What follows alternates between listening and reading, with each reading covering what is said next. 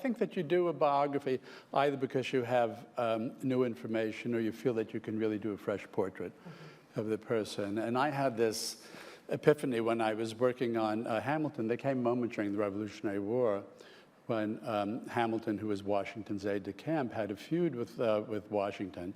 And Hamilton realized that he had to justify this decision to quit Washington's staff.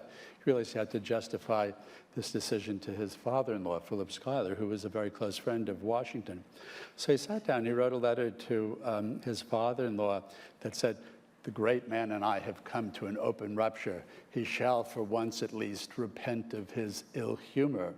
And I remember that that line, "he shall for once at least repent of his ill humor," kept reverberating in my mind because I had this image, of the saintly George Washington, and suddenly here Hamilton is giving me the sense of this volatile powder keg boss. And Hamilton tended to pen very kind of perceptive word portraits of people. He'd been working with Washington every day for several years at that time.